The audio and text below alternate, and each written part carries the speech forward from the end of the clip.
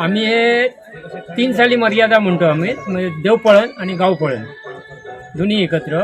हे रात्री आम्ही आज रात्री 3 वाजता इथे आलो. 3 वाजता आता 3 दिवस 3 रात्री आमचा मुक्काम इथेच असणार. गाव पुन्हा आता साधारणतः 3 वाजेपर्यंत पूर्ण गाव रिकामं होतं.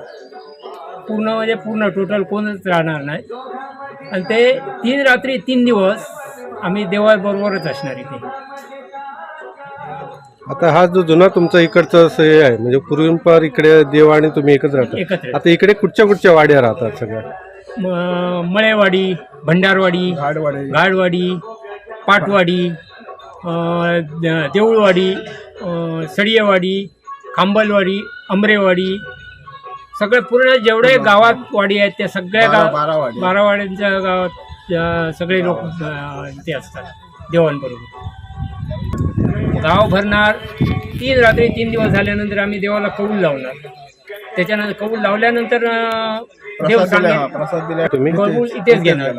3 दिवस 3 रात्री झाले की इथेच कौल घेणार.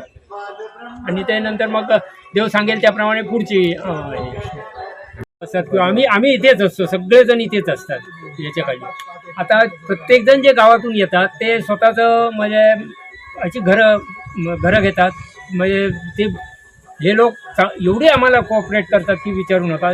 घर देणार, सगळं देणार. आम्ही जेवण खाण्याचे जे साहित्य असतं ते घेऊन येतो. इथे जेवण बनवतो. 3 दिवस 3 रात्री हे असतं. इथली लोक खरोखरच एवढे आम्हाला कोऑपरेट करतात की झोपायच्या बाहेर. गावपळण म्हणजे आमच्या देवाचं दरवर्षी 3 साली मर्याद.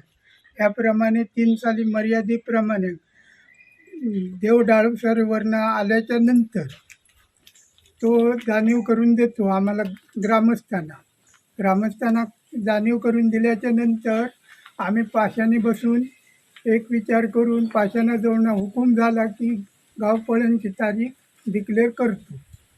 त्याप्रमाणे आज 23 तारीखला गावपळणचा हुकूम झालेला असा आणि तारीख ठरलेली असले त्याप्रमाणे रात्री 3 वाजता आमचा देव रवळनाथ पहाटे 3 वाजता सडेवाडी येथे गोसावी